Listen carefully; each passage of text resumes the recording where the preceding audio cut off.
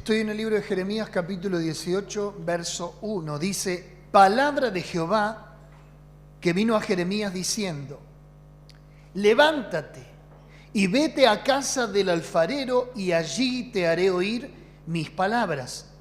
Y descendí a casa del alfarero y he aquí que él trabajaba sobre la rueda.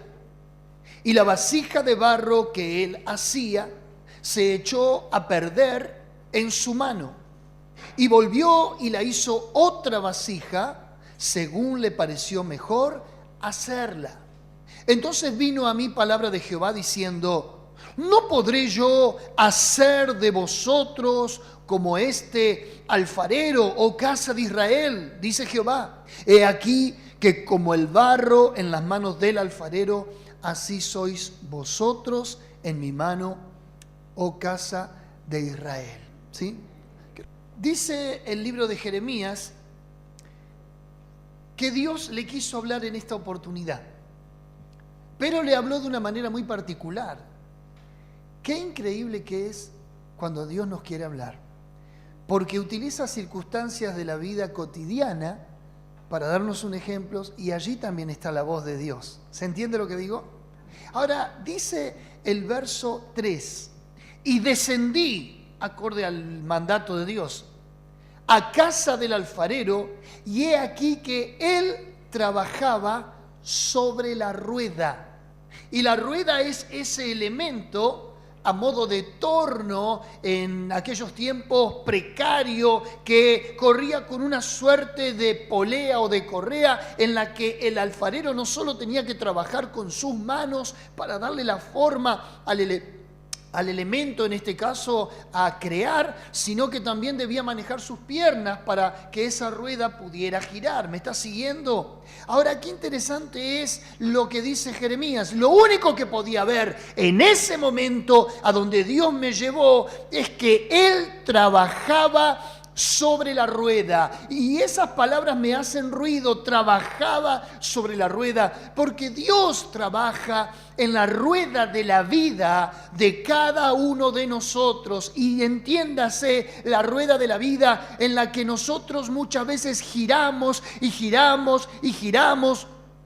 Y pareciera ser que nuestros días tienen toda una misma dirección, y gira, y la rueda de la vida involucra innecesariamente hombres, mujeres, aciertos y fracasos constantes, altibajos emocionales, proyectos por un lado, estancamientos por el otro, muertes por un lado, nacimientos por otro, trabajo apasionado y aburrimiento y desgano. La rueda de la vida es una suerte de fuerza y fatiga, de éxitos y de frustraciones. En la rueda de la vida conviven realidades opuestas todo el tiempo. Decidimos a veces, otras veces dudamos, reímos, lloramos. La rueda gira y parece no detenerse nunca. Es allí en esa rueda donde nosotros tenemos todo un cúmulo de experiencias de vida, de historias de vida, pero no estamos conscientes de que aún en ese tránsito de la vida Dios está trabajando en nosotros. Señala al profeta diciéndole, así es la casa de Israel. Israel se caracterizó mayormente en el libro de los jueces, por una rueda que era un círculo vicioso. Idolatraban dioses paganos. Dios le enviaba a una nación para que tratara con ellos, se arrepentían, les enviaba un juez que los legislara, luego volvían a la idolatría, luego Dios enviaba una nación extranjera para oprimirlos, luego se arrepentían, luego tenían un rey piadoso y así sucesivamente. Era un círculo vicioso que parecía nunca acabar. Y es lo que nos recuerda también a nosotros, hermanos queridos, que hay veces chocamos con la misma piedra, cometemos los mismos errores. Un día estamos bien, como estamos bien nos descuidamos de Dios, como estamos bien nos relajamos en la vida espiritual, hasta que viene una crisis. La crisis nos colapsa, en esa crisis buscamos a Dios. Cuando buscamos a Dios, Dios nos restaura. Cuando nos restaura, volvemos a tomar el equilibrio y las riendas de la vida. Luego nuevamente nos relajamos, luego nuevamente caemos en crisis y parece que en esa rueda y ese círculo vicioso siempre estamos cayendo. Pero en esa rueda le mostró Dios a Jeremías que él trabajaba. Y descendí a la casa del alfarero, verso 3, y he aquí que él trabajaba sobre la rueda. ¿Quién más, quién menos en esta mañana? Vos que me estás escuchando, sabés que hay una rueda en tu vida que está girando y que está girando, pero es Dios quien detrás de esa rueda está trabajando en tu destino, está trabajando en tu vida. Ahora el verso 4 dice: y la vasija de barro que él hacía se echó a perder en su mano. Y no estamos hablando de un principiante, no estamos hablando de alguien que está improvisando a realizar un elemento artesanal. Estamos hablando de un alfarero, estamos hablando de un perito en la arcilla y en el barro, alguien que ya tiene el criterio y el mapa de lo que va a ser en su mente. Sin embargo, compara a este hombre, a este alfarero, con Dios. Y dice: y la vasija de barro que él hacía se echó a perder. Y Dios tiene un diseño en la mente para cada uno de nosotros.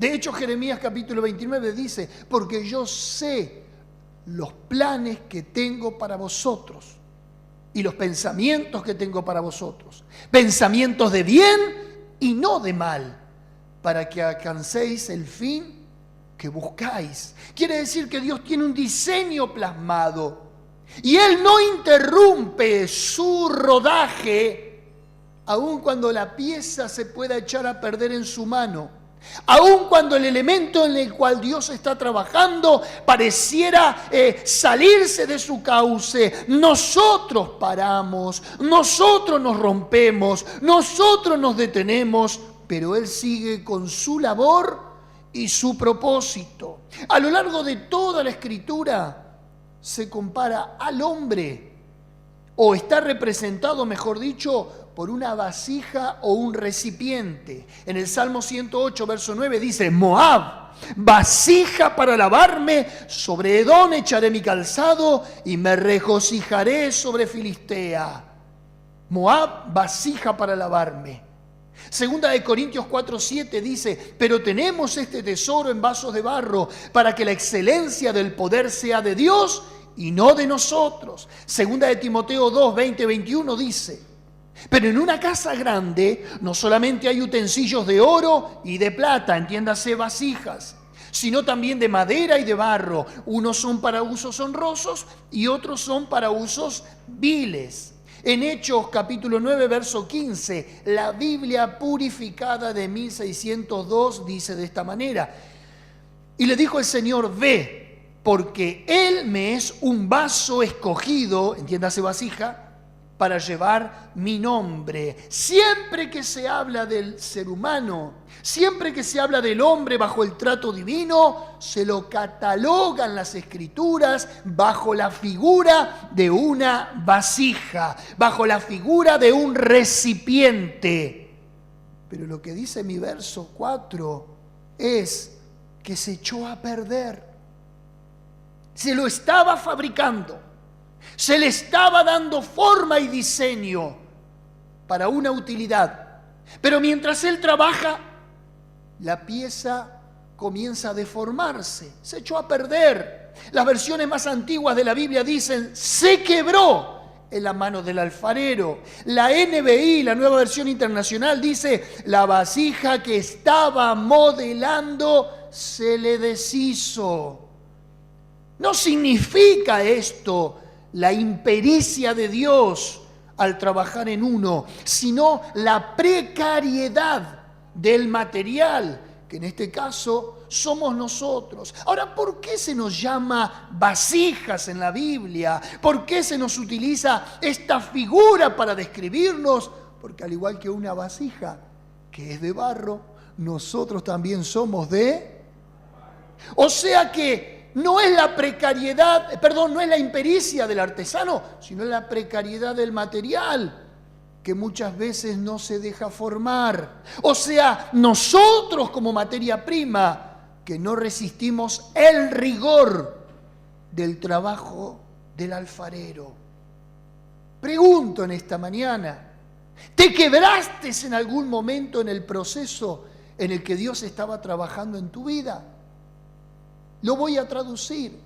A lo mejor estás pasando una prueba, un infortunio de cualquier índole, de salud, económica, familiar, no sé cuál puede llegar a ser. Y en medio de ese trato divino, en vez de dejarte formar y modelar por el alfarero, a ver qué es lo que Dios quiere para mi vida, tomaste una actitud arbitraria para con el cielo y desististe del trabajo de Dios en tu vida y abortaste el propósito de Dios con vos diciéndole, basta. No quiero saber más nada con la iglesia, no quiero saber más nada con la vida espiritual, ni con la fe, ni con los hermanos. En muchas oportunidades somos nosotros y no el alfarero los que abortamos el proyecto, la obra, el diseño, como quieras llamarle. ¿Te quebraste alguna vez en el proceso?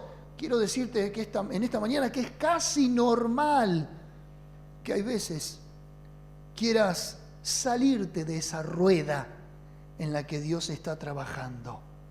¿Me está escuchando? En plena modelación, todos alguna vez le interrumpimos a Dios el trabajo. Pero ¿sabes qué? Sos la materia prima con la que Dios trabaja y Él te quiere hacer una verdadera obra de arte en tu vida.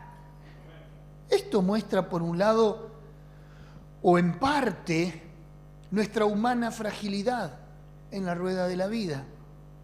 Pero de esa masa uniforme que somos, Dios sigue su labor de artífice.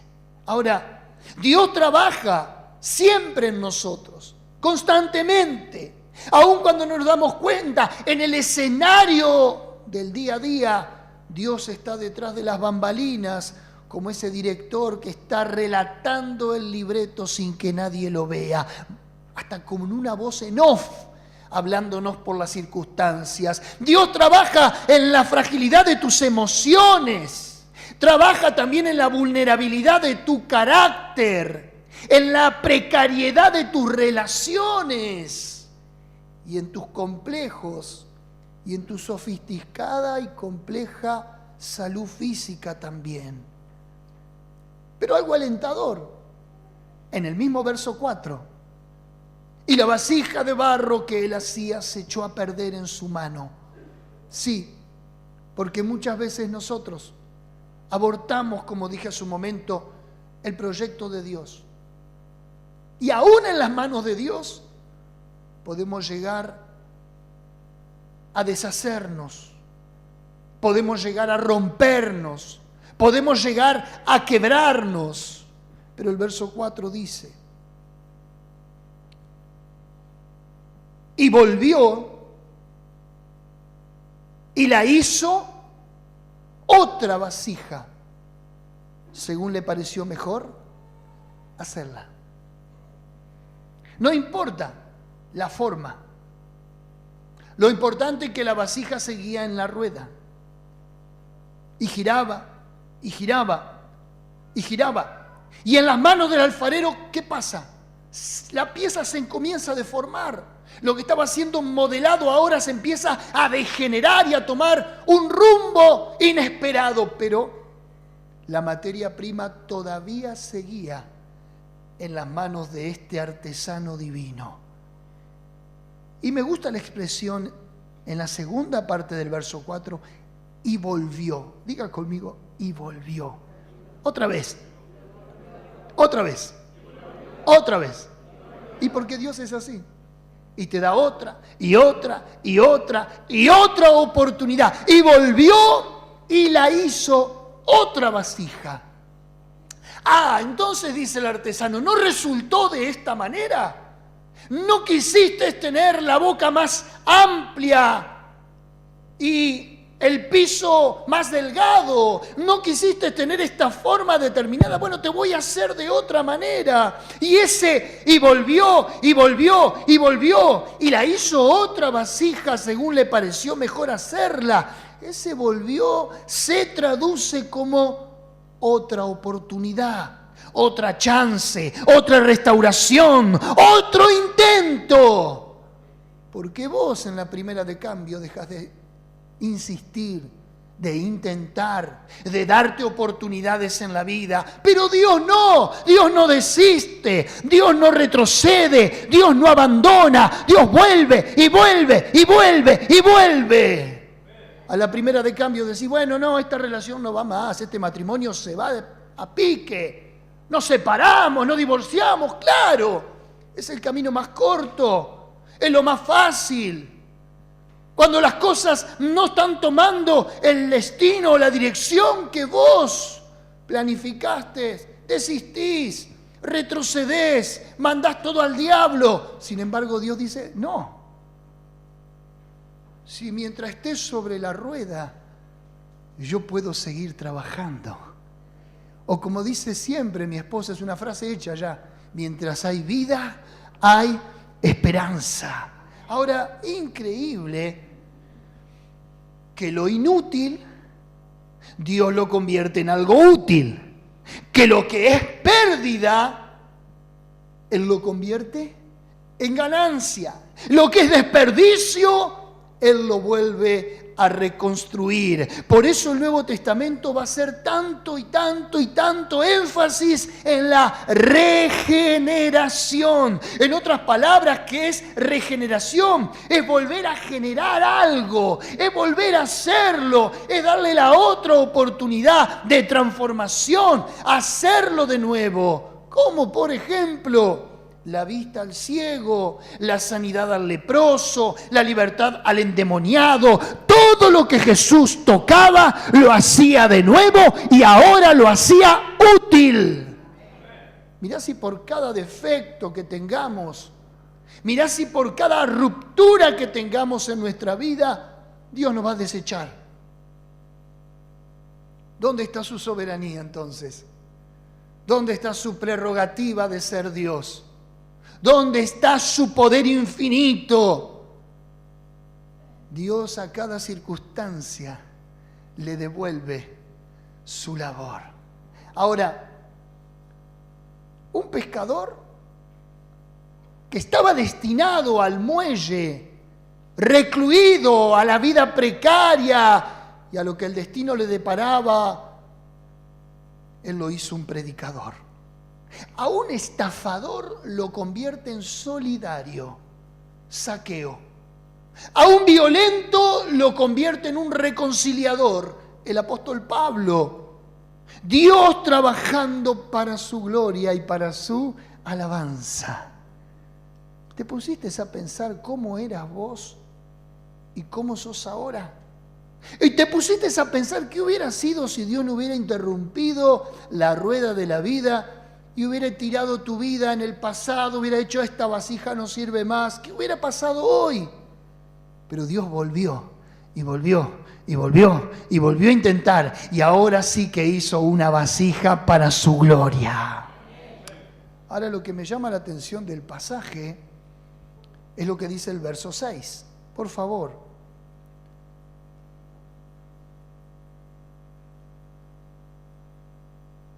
¿No podré yo hacer de vosotros como este alfarero, oh casa de Israel? Ahí vino la voz de Dios. Mientras hasta este momento Jeremías solamente miraba y no entendía. Veía una rueda que giraba, veía al alfarero trabajar con sus manos, veía el material como primero tomaba una forma, después se deformaba y luego cobraba otra forma. Y ahora Dios le dice, yo puedo hacer con vos y con todo el pueblo, como hizo este alfarero. Lo que se dañó lo puedo volver a reconstruir. Dijimos que es el trabajo de la regeneración. Esa es la doctrina más importante de toda la Biblia.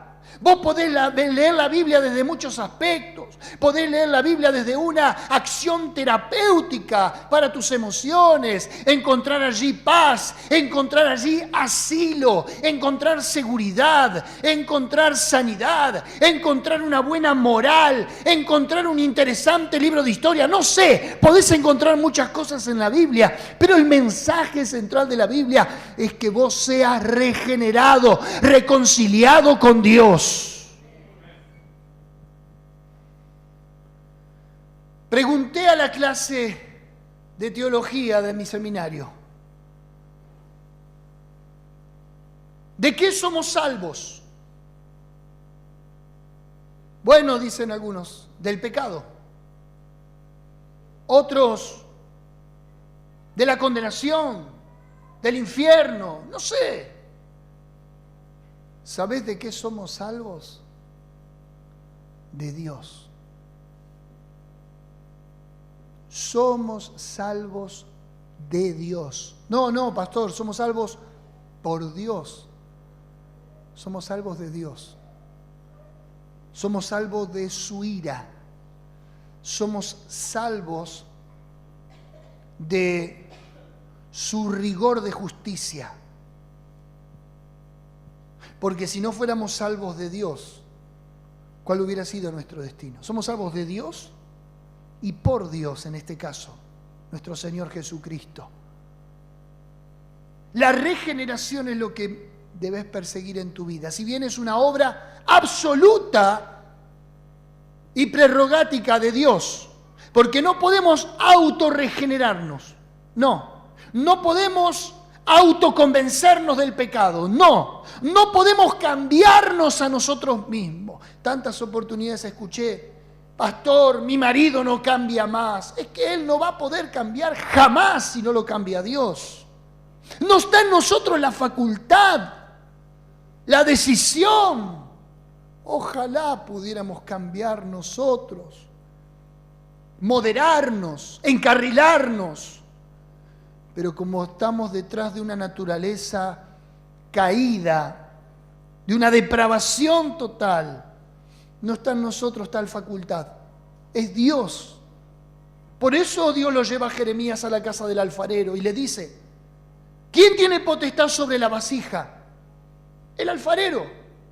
¿Quién tiene la última palabra en la vasija para desecharla o para volverla a formar? El alfarero. ¿De quién es la rueda? Del alfarero. ¿De quién es el barro?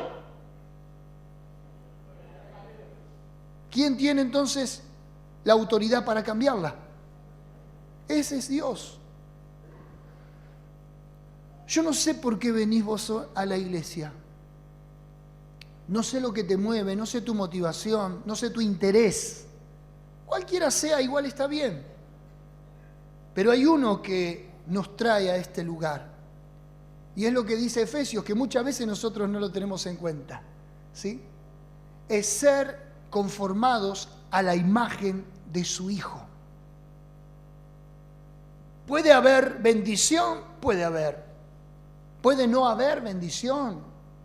También. ¿Puede haber milagros? Sí, cómo no. Y si no los hay, bendito sea Dios también. ¿Puede haber momentos de transición difíciles, oscuras? Claro que sí. ¿Puede haber momentos de bendición, de esplendor, de logros? Claro que también. Pero eso no es lo que a nosotros nos debería convocar a la fe, sino que lo que nos convoca a la fe es reconciliarnos con Dios. Verso 6. ¿No podré yo hacer de vosotros como este alfarero, oh casa de Israel? Dice Jehová: he aquí que como el barro en las manos del alfarero, así sois vosotros en mi mano, oh casa de Israel. El torno trabajando la arcilla. pero declara algo interesante. Como el barro en la mano, diga conmigo, en la mano del alfarero, así sois vosotros en mi mano. 3 veces menciona manos en 6 versículos. Primero la mano del alfarero, en la que se echó a perder la vasija. Ahora le dice que nosotros somos el barro en sus manos, la mano de Dios. No estoy hablando de Maradona. Cuando hablamos de la mano de Dios, es una figura que se la denomina en la Biblia antropomorfismo. ¿Qué significa el antropomorfismo? Es darle a Dios una figura humana. ¿Tiene manos Dios? No tiene manos Dios. Claro, no quiero romper su ingenuidad y su inocencia en esta mañana. Sí, a mí Dios me sostiene con sus manos y te sostendré por tu mano derecha y esto y aquello. Simplemente se utiliza un antropomorfismo, darle a Dios una imagen humana para que podamos entenderlo. Nuestra mente es tan estrecha y tan finita, humanamente hablando, frente a una infinidad y una grandeza que no tiene límite. ¿Cómo Dios puede hacernos entender que Él nos forma, que Él nos sostiene, que Él nos mantiene, que Él nos agarra, sino a través del lenguaje que nosotros podamos entender? ¿Me explico? Por eso es que la Biblia siempre habla de los pies de Dios, del estrado de Dios. Dios no tiene pies. Dios es espíritu, dice la Biblia. Pero hay que darle a Dios una razón lógica para que nuestra mente humana lo pueda entender. A Dios no lo vamos a contener, a Dios no le podemos limitar a que tenga una mano. ¿Me sigue? Ahora es interesante que en el libro de Génesis vemos que todo cuanto existe Dios lo creó utilizando su palabra. Me remito. Capítulo 1. Y dijo Dios, sea el firmamento. Y fue hecho el firmamento. Y dijo Dios, sean las aguas. Y fueron hechas. Y sea hecha la hierba, y todo cuanto Dios pronunciaba, todo cuanto la voz declarativa de Dios anunciaba, tomaba forma, se hacía. El verbo vará, creó, significa crear de la inexistencia. Porque crear, podemos crear ya de un material existente, ¿verdad que sí?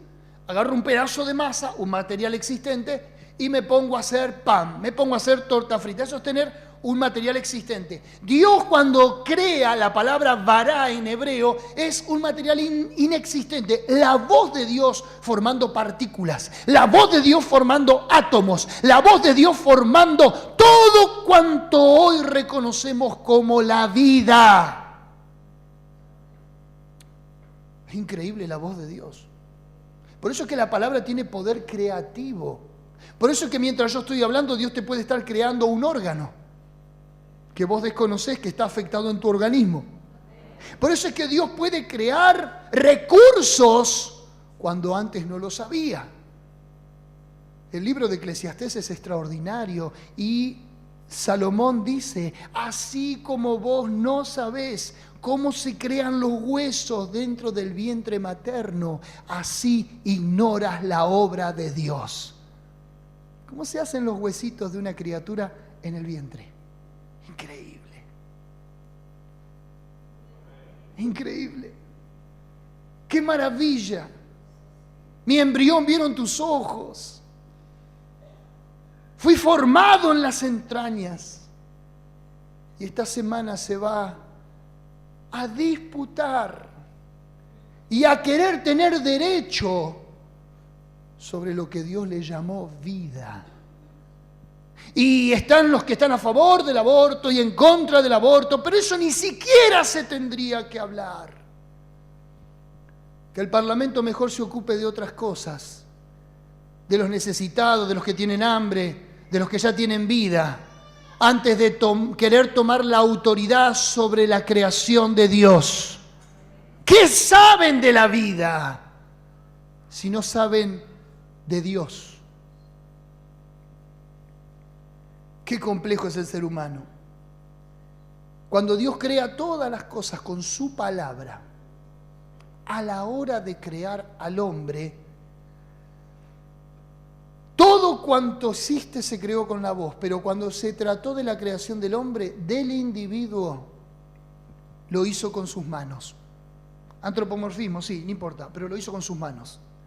Génesis 2:7 dice, entonces Jehová Dios formó al hombre del polvo de la tierra. Ahora, interesante que la palabra formó del hebreo yatzar se relaciona con la palabra para designar alfarero. ¡Qué increíble! San Agustín dijo, la Biblia se interpreta con la Biblia. Por eso es que Dios le dice a Jeremías, anda lo del alfarero. Y Jeremías lo mira. Y Jeremías le ve las manos al alfarero, manos rústicas, del barro. Esas mismas manos son las manos con las que Dios nos formó en el Génesis capítulo 2, verso 7. Sos producto de las manos de Dios. Mírate, tu anatomía, tu fisonomía, tus características, tus cualidades muy personales fueron creadas por Dios. Claro, vos te ves como la vasija que se echó a perder en las manos del alfarero. Porque te mirás y decís, cuánta frustración siento por mi cuerpo, cuánta frustración siento por mi carácter, por mi forma de ser, cómo soy. Nadie está conforme consigo mismo. Nadie está satisfecho con la forma de vida que le ha tocado llevar. Mucha gente reniega de su pasado, reniega de su presente y no tiene un futuro prometedor en la concepción de su mente. Claro, vos te ves como una vasija que se echó a perder. Dios te ve como una vasija que Él todavía puede volver a formar. ¿Dónde? Verso 1.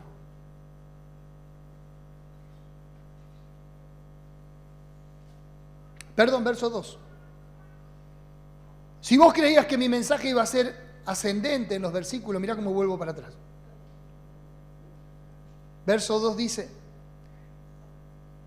levántate y vete a casa del alfarero, y allí te haré oír mis palabras. Levántate y vete a casa del alfarero. ¿Dónde trabaja Dios en nuestras vidas?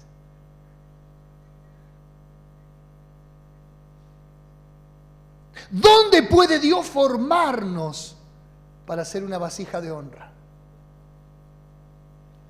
En la casa del alfarero. ¿Dónde? En la casa del alfarero. Dios trabaja en su taller, donde tiene sus herramientas, donde tiene su espacio para ir acomodando las vasijas, donde tiene la estantería y dice, mira qué bonita esta, qué bien que me salió. Mira esta, está destinada para un uso extraordinario. Porque en la casa del alfarero, o sea, en su propia casa, la empieza con I, termina con A. De vuelta. Quiere decir que la casa del alfarero es en la iglesia. Dios nos invita al lugar donde Él te da forma y diseño a nuestro destino. Lo que estaba destinado al desperdicio por la mala calidad de vida, Él puede reconstruirlo nuevamente. La casa del alfarero, o sea, la iglesia, como dijo usted, es el taller por excelencia donde Dios te toma en sus artesanales manos y te vuelve a reconstruir de nuevo. La iglesia es el lugar donde Dios trabaja. Es el lugar donde salen las mejores vasijas, pero es en el lugar también donde las vasijas se echan a perder. ¿Hay alguien ahí? Es en esta rueda en la que vos también sos partícipe, donde Dios le va dando forma. ¿Qué otro lugar donde Dios nos pueda hablar, transformar, regenerar, consolar, sanar, proveer, reestructurar, rectificar nuestra vida, darnos felicidad? ¿Qué otro lugar existe, socialmente hablando, usando la lógica? Anda a un centro de rehabilitación, sí, te van a rehabilitar, te van a ayudar. Hay lugares que realmente son filántropos, son altruistas. Está bien que estén hechos como parte de una integración social, actores sociales que necesitamos en la comunidad para que regenere, para que transmita valores. Pero quiero decirte que la iglesia es un lugar irreemplazable, porque la iglesia es Cristo y Cristo es la iglesia.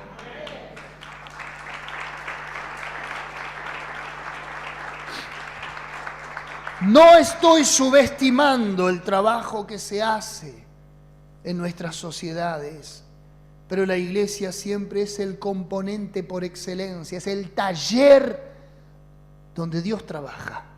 Todos los lugares son sucursales, pero la iglesia es la oficina principal. Todos los lugares van por colectora, en la iglesia se va por la autopista al cielo. ¿Está entendiendo lo que digo? ¿Estás orgulloso de ser parte de la iglesia? Mira lo que dice Efesios capítulo 4, verso 11. Él mismo constituyó a unos apóstoles, a otros profetas, a otros evangelistas, a otros pastores y maestros. ¿Para qué hizo estos personajes? ¿Para qué distribuyó estos ministerios? ¿Por qué estos rótulos? ¿Por qué esta jerarquía ministerial? Verso 12 lo explica. A fin de perfeccionar a los santos. ¿Para qué? Para la obra del ministerio. ¿Para qué? Para la edificación del cuerpo de Cristo. La casa del alfarero. ¿Quiénes son los que trabajan en la rueda día a día y le dan al pedal, y le dan al pedal, y se echa a perder la vasija, pero nuevamente agarramos el barro y empezamos a darle forma? ¿Quiénes? Los pastores, los maestros, los evangelistas. Somos los ayudantes de Dios. Nadie se quiere enchastrar con el barro, ¿sabes? Nadie quiere estar diciendo, oh, y esta vasija otra vez se me rompió, bueno, vamos a intentar de nuevo, y la ponemos en la rueda y la hacemos girar, y algunos nos salen bien, ¿vio? Otra, cuando la metemos al horno, se rajan. Es interesante. ¿Por qué Dios no fue el alfarero? Y nosotros nos toca hacer esta labor. Bueno, ¿para qué la labor? ¿Para qué las vasijas? Verso 13. Hasta que todos, diga conmigo, todos, no falte ninguno, todos, lleguemos a la unidad de la fe, del conocimiento del Hijo de Dios, a un varón perfecto, a la medida de la estatura de la plenitud de Cristo, para que ya no seamos niños, entiéndase, vasijas en proceso, niños fluctuantes, llevados por doquier de todo viento de doctrina, por estratagema de hombres que para engañar emplean con astucia las artimañas del error. Una vasija deformada es esta. Sino que siguiendo la verdad en amor, crezcamos. ¿Cuántos quieren crecer? En todo aquel que es la cabeza, esto es Cristo, de quien todo el cuerpo, bien concertado y unido entre sí por todas las coyunturas que se ayudan mutuamente según la actividad propia de cada miembro, recibe su crecimiento para ir edificándose en amor. ¿Qué entonces hace la labor de la iglesia? La casa del alfarero perfecciona, edifica, une. nos da medida, nos da estatura, nos da crecimiento, nos da actividad, coyuntura, ayuda, etcétera, etcétera, etcétera. Y con esto termino. Capítulo 5, verso 25. Efesios también, Maridos, amad a vuestras mujeres, así como Cristo amó a la iglesia y se entregó a sí mismo por ella, para santificarla, habiéndola purificado por el lavamiento del agua por la palabra, a fin de presentársela a sí mismo una iglesia gloriosa, que no tuviese mancha, ni arruga, ni cosa semejante, sino que fuese santa y sin mancha. ¿Qué es lo que hace la iglesia? ¿Qué es lo que hace Dios a través de Jesucristo en la iglesia? Te purifica, te lava, te desmancha y te saca la arruga. Ah, qué bueno eso. Hace una labor cosmetológica. Mirate y hace así, ¿verdad? Si la Biblia dice que te deja sin mancha y sin arruga, todos saldremos rejuvenecidos de este lugar.